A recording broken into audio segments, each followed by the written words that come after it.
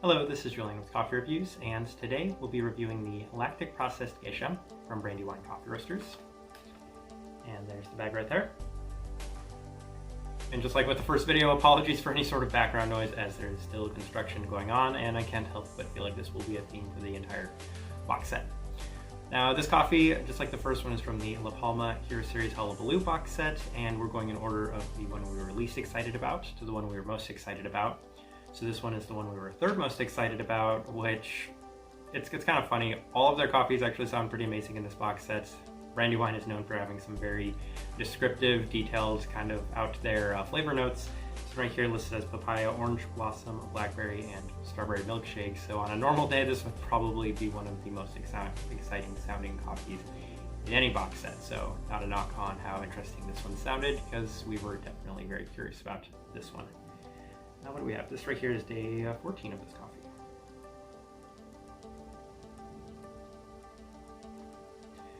All right, and we could probably just jump right into it and start discussing this coffee. The recipe for this one, just like for the first one, standard recipe 16.67 to 1 water to coffee ratio. That's 204 degrees Fahrenheit, brewed through the Chemex, and this one is a light medium American for the American roast profile. With that out of the way, let's just start discussing this coffee. Day 7 was the first day we tried it, and definitely a pretty sugary strawberry right off the bat. That was the first impression we were getting.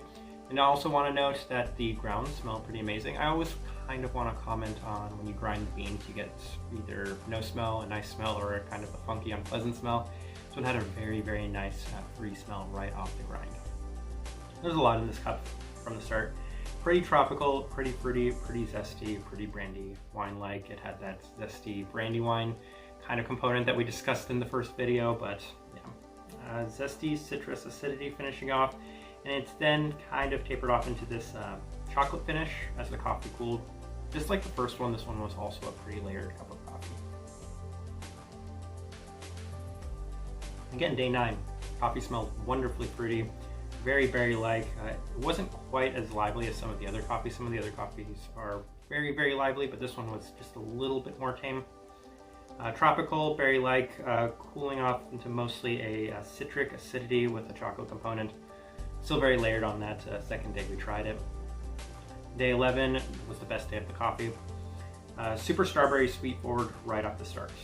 Pretty similar flavors to the first 2 days, but it had a sweeter blackberry, a cleaner chocolate, more prominent tropicals, and overall it was a really nice day for that coffee. And again, we commented on this on the last video that when it comes to Brandywine coffees, for whatever reason, all of their coffees seem to have this same sort of theme to it, where they're not very consistent. One day it'll taste like one thing, the second day it'll taste like something completely different. And given that our last full bag review was of the Little Wolf, which was pretty much the same day, the same coffee on every single day, it's kind of funny the way that Brandywine never really seems to be the same every single day. Always seems to just be pretty different. All right, let me go ahead and put up the tasting wheel so you can see what I was getting. And again, sweetness at level 4. I feel like maybe all of these coffees are going to have a level 4 sweetness, because this one was also pretty sweet. Acidity pretty high. I think it might be the highest, or tied for the highest of any of these coffees. Florals pretty high. The berry fruit, of course, is the highest thing on here. Very strawberry. It has that kind of traditional strawberry that we've been getting from a lot of coffees that have come out within the past couple of years. Kind of a slight bit of an artificial strawberry.